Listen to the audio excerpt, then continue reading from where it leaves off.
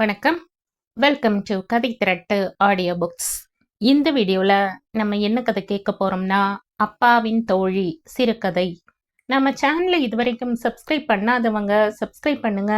பக்கத்தில் இருக்கிற பெல் ஐக்கானை கிளிக் பண்ணி ஆளுங்கிற ஆப்ஷனை ப்ரெஸ் பண்ணுங்க. ஸோ தட் நான் போடுற கதைகளை உடனுக்குடனே நீங்கள் கேட்கலாம். வாங்க கதைக்குள்ளே போகலாம். பூங்காவில் அந்த முகத்தை எதிர்பாராமல் பார்த்ததில் எனக்கு வியப்பு, திகைப்பு. அந்த முகமும் என்னை பார்த்து சுதாரித்து பின் மலர்ந்து என்னை நோக்கி வந்தது. ரொம்ப களையான முகம். இவள் என் அப்பாவின் தோழி. தலையில் கொஞ்சம் நரை, கண்களின் கீழ் கருவளையம், கொஞ்சம் கூட பூசாமல் அதே மெலிந்த தேகம். தலை நரைக்கி மை பூசிவிட்டால் 30 ஆண்டுகளுக்கு முன் பார்த்த அதே அம்பிகா. நாங்கள் ஒருத்தரை ஒருத்தர் நெருங்குவதற்குள் என் நினைவுகள் பின் நோக்கி சென்றது. நானும் தம்பியும் 4ஆம் வகுப்பு 2ஆம் வகுப்பு படித்து கொண்டிருந்த போது இந்த அம்பிகாவும் அவள் கணவர் கதிர் வேலாயுதமும் அடுத்த தெரு. அதில் முதல் வீடு. நாங்கள் பள்ளிக்கூடம் போய் திரும்பினாலும் அப்பா அம்மா வெளியே போய் வருவதென்றாலும் இவர்கள் வீட்டை கடந்துதான் செல்ல வேண்டும். எங்கள் அப்பா அன்பரசன் கல்லூரி விரிவுரையாளர். அம்மா நாகவள்ளி தனியார் கம்பெனி ஒன்றில் எழுத்தர். அம்மா, அப்பா, நான், தம்பி எல்லாம் வீட்டை விட்டு காலை 9 மணிக்கு கிளம்பிவிட்டால் மாலைதான் வீடு திரும்புவோம். அப்பாவும் அம்மாவும் ஆளுக்கு ஒரு வண்டியில் புறப்பட்டு போவார்கள். நானும் தம்பியும் சைக்கிள். அப்பா அம்மா வரும் வரை நானும் தம்பியும் அம்பிகா வீட்டில் அடைக்கலம். சும்மா இல்லாமல் அம்பிகா அத்தையிடம் டியூஷன் படிப்போம். அப்பாவும் அம்மாவும் ஆளுக்கு ஒரு சாவி வைத்திருப்பார்கள். எவர் முதலில் வந்தாலும் அத்தை பை பை டாட்டா கிளம்பி விடுவோம். நாங்கள் இந்த வீட்டிற்கு குடி வந்ததே அம்பிகா முயற்சியால் தானாம். அப்பாவும் அம்பிகாவும் ஒரே ஊர், பால்யகால சிநேகிதர்கள், ஒன்றாக படித்தவர்கள். அம்பிகாவிற்கு முதலில் திருமணம், அடுத்துதான் அப்பா. முதலில் வேலை, அதன் பிறகு திருமணம். அப்பா சென்னையில் இருந்து திருச்சிக்கு பதவி உயர்வில் மாற்றம் வரும்போது அப்பாவிற்கு அம்பிகாவின் நினைவு வர கடிதம் எழுதி அப்புறம் தொலைபேசியில் தொடர்பு கொண்டு அவளும் அவள் கணவரும் தான் இந்த வீடு பார்த்து முடித்தார்கள். சாமான் செட்டுகளோடு லாரியில் வந்த எங்களை குடியமர்த்தினார்கள். அப்படித்தான் எங்களுக்கு பழக்கம், நெருக்கம். அம்பிகாவின் கணவர் பெரிய வியாபாரி. திருச்சி உச்சி பிள்ளையார் கோயிலின் கீழ் பெரிய கடை. வீடு இருப்பது சண்முகாபுரம். அம்பிகா அத்தைக்கும் கணவருக்கும் குழந்தைகள் இல்லாததால் எங்கள் மீது அவர்களுக்கு ரொம்ப அன்பு, ஆசை. வாசலில் கோலம் போட்டு வண்ணமிடுவார். நானும் தம்பியும் ஆசையாய் போய் பார்ப்போம். இந்த அம்பிகாவும் அவள் கணவரும் முதலில் அறிமுகமாகும்போது அம்மாதான் அம்பிகாவை அத்தை என்றும் அவள் கணவரை மாமா என்றும் அழைக்குமாறு எனக்கும் என் தம்பிக்கும் சொன்னாள். பெண்கள் ரொம்ப சுய புத்திக்காரர்கள். தம்பதிகளோடு ஆண் பெண் யார் பழகினாலும் சரி, குழந்தைகளுக்கு அவர் அத்தை மாமா உறவு. காரணம், ஆண் பழகினால் அவனால் தனக்கு பாதகம் வரக்கூடாது, மறந்தும் தன்னை தவறாக பார்க்க கூடாது, பழகக்கூடாது என்பதற்காக தனக்கு சகோதரன் முறை வைத்து குழந்தைகளை அவனை மாமா என்று அழைக்க சொல்லி அவனை தனக்கு சகோதரனாகவே ஆக்கிக் கொள்வார்கள். பெண்கள் என்றால் அவன் தன் வாழ்வில் குறுக்கிடக்கூடாது, கணவனை பகிர்ந்து கொள்ளக்கூடாது என்பதற்காக அவளை அவனுக்கு சகோதரியாக்கி தனக்கு நாத்தியாக்கி குழந்தைகளுக்கு அத்தையாக அறிமுகப்படுத்தி விடுவார்கள். இப்படித்தான் குழந்தைகளுக்கு உறவு இல்லாத உறவாய் நிறைய மாமா அத்தைகள். அப்பாவிற்கு அம்பிகாவோடு பேச பிடிக்கும். அவள் வீட்டில் போய் உட்கார்ந்து மணிக்கணக்காய் பேசுவார். அம்மாவும் ஆரம்பத்தில் அவளோடு ஆவலாய் பேசினவள்தான். பின் வேலை விட்டு வந்ததும் களைப்பு, மீண்டும் வீட்டு வேலை காரணமாக ஒதுங்கினாள். அது அப்படித்தான் என்று நினைத்தோம். ஆனால் அது இல்லை, வேறு. முதல் 1 மாதத்திற்கு பிறகு அப்பா அம்பிகா வீட்டிற்கு போய் வந்தார். அவளோடு பேசினார் என்றாலே அம்மாவின் முகத்தில் மாறுதல், கடுகடுப்பு. அது மட்டுமா, வாயும் முணுமுணுக்கும். இதற்கான உச்சகட்டமும் ஒரு நாள் வந்தது. அன்றைக்கு அம்பிகா வீட்டில் வெகு நேரம் டியூஷன் படித்தோம். வேலை விட்டு வந்த அப்பா இறங்கி அத்தையோடு கொஞ்ச நேரம் பேசி இருந்துவிட்டு எங்களை அழைத்து வந்தார். நாங்கள் வீட்டில் நுழைந்த அடுத்த வினாடி அம்மா இறுக்கமாக, நீங்க நாளையில இருந்து அந்த வீட்டுக்கு போக வேணாம், இங்க பக்கத்து வீட்டுக்கு வந்துடுங்க என்று சொன்னாள். ஏன்? அப்பா திடுக்கிட்டவராய் ஏறிட்டார். அது அவங்க மனசுக்கு தெரியும். புதிர் போடாம சொல்லு, உங்க நடப்பு சரியில்லை. நாகு அதிர்ந்தார். நடிக்காதீங்க, அவளுக்கும் உங்களுக்கும். அம்மா முடிக்கவில்லை. அப்பா ஆடி போனார். ஆளை அடிக்கும் ஆத்திரம் அறைக்குள் சென்றார். அவருக்குள் ஒரு நல்ல பழக்கம். கணவன் மனைவிக்குள் என்ன சண்டை சச்சரவென்றாலும் குழந்தைகள் முன், அதாவது எங்கள் முன் நிகழ்த்த மாட்டார். அடக்கி இல்லாத சமயத்தில் தொடர்வார். காரணம், குழந்தைகள் மனம் பாதிக்க கூடாதென்கிற நல்லெண்ணம். அன்று இரவு 10 மணிக்கு தம்பி தூங்கிவிட்டான். நானும் தூங்கிவிட்டேன் நினைப்பில். அப்பா இருட்டின் மெல்லிய வெளிச்சத்தில், அபாண்டம் சொல்ற நாகு என்றார் அம்மாவிடம் மென்மையாக. இல்ல, உங்க நடப்பு, போக்குவரத்து, கூத்து எல்லாத்தையும் பார்த்துதான் சொல்ற. இது வீண் கற்பனை, சந்தேகம். அப்படியே இருக்கட்டும், பையன்கள் இனிமே அங்க போக வேணாம். படிப்பு கெடும். படிப்பு மட்டுமா? நாம வர்ற வரைக்கும் பாதுகாப்பு. அடுத்த வீட்டு பொண்ணு நல்லா சொல்லி கொடுக்குது, பக்கம் பாதுகாப்பும் உண்டு. இப்படி திடீர்னு நிறுத்துறது அம்பிகா மனசுல வருத்தத்தை ஏற்படுத்தும். உங்களுக்கு சிரமம் வேண்டாம். எங்களுக்கு பிள்ளைங்க பக்கத்து வீடுல இருந்தா ரொம்ப வசதின்னு நான் பக்குவமா சொல்லி கழட்டிக்கிறேன். இப்படி எல்லாம் பேசி கழட்டணுமா? களை இருந்தா எடுத்துத்தானே ஆகணும். நட்பை கொச்சப்படுத்துற. ஆணுக்கும் பெண்ணுக்கும் நட்பே கிடையாது. தொட்டுக்க தொடங்கும் போர்வை.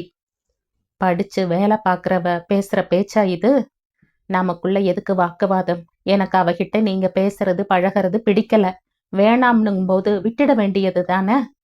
விடுறதுக்கு இது ஒன்றும் நேத்திக்கு இன்னைக்கு பழக்கம் இல்லைனாகும். அம்பிகா அவ புருஷன் செஞ்ச ஒத்தாசையில தான் நாம நல்ல வீட்டுல குறைஞ்ச வாடகையில இருக்கோம். ஆக அன்னையில இருந்து பழக்கம் வச்சிருக்கோம். இன்னைக்கும் அதே மாதிரி பழக்கம் வைக்கணும் விடுன்னு சொல்றீங்க. வார்த்தைக்கு வார்த்தை குத்தம் எடுத்தா நான் எப்படி பேசுறது? நான் தப்பு பண்ணிட்டேங்க. உங்க பழக்கம் விடவே இல்லை. வெளியூருக்கு வேலையா போறேன்னு திருச்சிக்கு வந்திருக்கீங்க. என் அப்பா வேலையில் உள்ள மாப்பிள்ளைனதும் சரியா விசாரிக்காம விழுந்துட்டாரு. நானும் சரின்னு தலையாட்டிட்டேன். அம்மா விசும்ப. அப்பாவிடமிருந்து பேச்சே இல்லை. அப்பாவின் குரல் கேட்கவில்லை. அவர் மௌனமாகிவிட்டார். மறுநாள் காலையிலேயே அம்மா, சுந்தர், சுரேஷ், இன்னையிலிருந்து நீங்க அத்தை வீட்டு பக்கம் போகாம பக்கத்து வீட்டுக்கு வந்து டியூஷன் படிங்க, நான் அந்த அக்கா கிட்ட சொல்லியிருக்கேன் என்று கராராக சொன்னாள். வந்து, நாகு, அப்பா ஏதோ சொல்ல வாய் எடுத்தார்.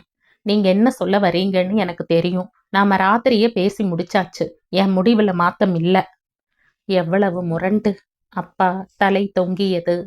அன்று மாலை அம்பிகா அத்தை வீட்டை தாண்டி வர முடியவில்லை. அழுகையாய் வந்தது. கஷ்டப்பட்டு வந்தோம். இங்கே எங்களுக்கு படிக்க பிடிக்கவில்லை. அன்றிலிருந்து அப்பா அத்தை வீட்டு பக்கம் தலை வைத்து படுக்கவில்லை. ஏன்? அந்த பாதையை விடுத்து வேறு வழியாக அலுவலகம் சென்றார், வந்தார். எங்களுக்குத்தான் வேறு வழியில்லாமல் இப்படியே வந்தோம்.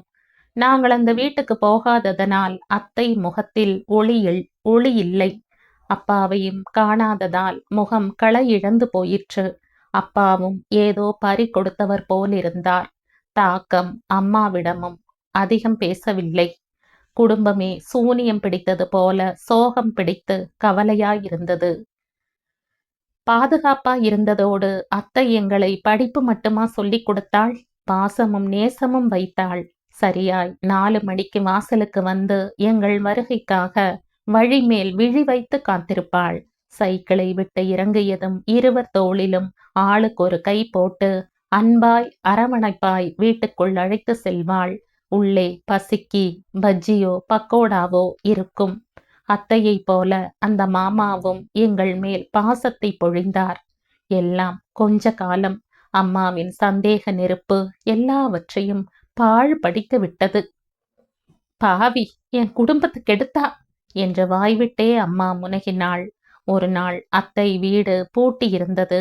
மறுநாளும் அப்படியே. அத்தையும் மாமாவும் வெளியூருக்கு போயிருக்கிறார்கள் என்றே நினைத்தோம். மறுநாள் அந்த வீட்டை கடந்து வருவதற்கு முன் இன்னொரு வீட்டு வாசலில் நின்ற ஒருத்தி, ஏய் இங்க வா, எங்களை அழைத்தாள். ஏன் நீங்க இங்க வரல கேட்டாள். வீட்டாண்டையே படிக்கிறோம். உங்களுக்கும் இந்த வீட்டுக்கும் சண்டையா? இல்லையே. அம்மா பேச வேணாம்னு சொல்லிட்டாங்களா? ஆமாம், சொல்ல வாய் வந்தது, இல்லை என்று சொன்னேன். உங்க அப்பா ஊர்ல இல்லையா? இந்த பக்கமே காணோம். உங்களால அம்பிகா அத்தை வீட்டையே வித்துட்டு வெளியூர் போயிட்டாங்க. எங்க? தெரியல. மாமா கடை அதையும் வித்தாச்சு. அம்மா எங்களை கடந்து போனாள். எங்கள் கெட்ட நேரம் இன்று நேரத்தோடு வீட்டுக்கு சென்றோம்.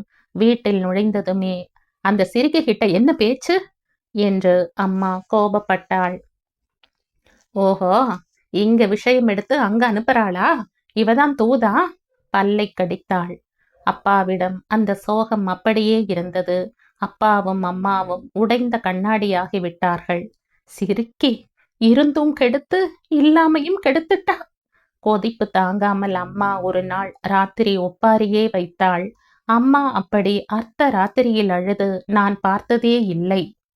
அடுத்து கால சக்கரங்கள் சுழல, தோ அம்பிகா, நீங்க சுந்தர் தானே? ஆமா அத்த. பாவி, நீ என்ன சரியா கண்டுபிடிச்சிட்ட.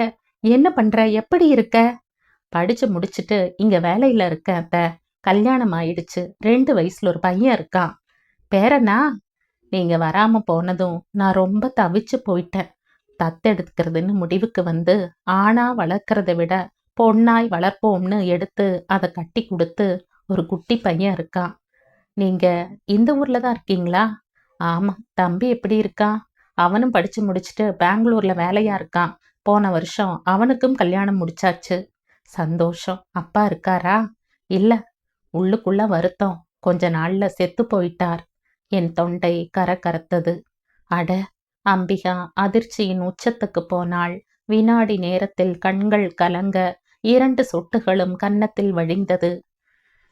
நீங்க இங்க இனிமே வரமாட்டீங்கன்னு அம்மா வந்து சொன்னதும் ஏதோ பிரச்சனை, குழம்புன.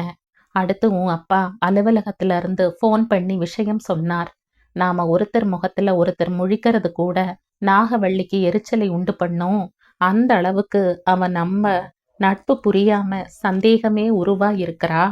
எனக்கும் உன்னை பார்த்து பேசாம வந்தா மனசு துடிக்கும். நான் வழிய மாத்திக்கிறேன். மனைவியோட சந்தேகம் சரியானதும் நாம சந்திக்கலாம்னு சொன்னார். நம்மால ஒரு குடும்பத்துல குழப்பம் வேணாம்னு அப்பவே முடிவெடுத்தேன். உங்களை பார்க்க முடியாத ஏக்கம், வெளியிட முடியாத நட்பு, பாசத்தை எல்லாம் எங்கேயாவது கொட்டினால்தான் பைத்தியம் பிடிக்காம நான் சரியாவேன்னு மனசுல பட்டது. முடிவு, அந்த ஊரையே காலி பண்ணினோம். உடனே இங்க வந்து ஒரு அனாதை ஆசிரமம் போய் பெண் குழந்தைய தத்தெடுத்து முடிச்ச பிறகுதான் எனக்குள்ள இருந்த கொதிப்பு ஆவேசம் அடங்குச்சு. நிறுத்தினாள். கேட்க எனக்கு வருத்தமாக இருந்தது. சிறிது நேர மௌனத்திற்கு பின், அம்மா இருக்காங்களா? அம்பிகா தொடர்ந்தாள். இருக்காங்க என்றேன். பார்க்க ஆசை. ஆனா அவங்க இன்னும் எதிரியா விரோதியா நினைக்கலாம். ஒரு நல்ல நட்புக்கு ஆண் பெண் பேதமில்ல தெரியுமா? புரிஞ்சுக்காதவங்க நாகவள்ளி. நான் வர்றேன். தம்பிய கேட்டதா சொல்லு. நகர்ந்தாள். என்ன ஒரு உயர்ந்த உள்ளம் நட்பு. நான் கனத்த மனதுடன் வீட்டுக்கு வந்தேன். அந்த சிறுக்கி சண்டாளி என் வாழ்க்கையை கெடுத்துட்டா. அப்பா இருக்கும்போதே சந்தேகம் முற்றி கொஞ்சமாய் மனநலம் பாதிக்கப்பட்ட அம்மா இப்போது முழுவதுமாய் முற்றி அறைக்குள் கிடந்து அதையே முனகிக் கொண்டிருக்கிறாள். பாவமாயிருந்தது. இதோட இந்த கதை முடியுது. இந்த கதை உங்களுக்கு பிடிச்சிருந்தா லைக் பண்ணுங்க, ஷேர் பண்ணுங்க, சப்ஸ்கிரைப் பண்ணுங்க. மற்றும் ஒரு இன்ட்ரெஸ்டிங்கான கதையோட அடுத்த வீடியோவில் சந்திப்போம். பாய். தேங்க்யூ.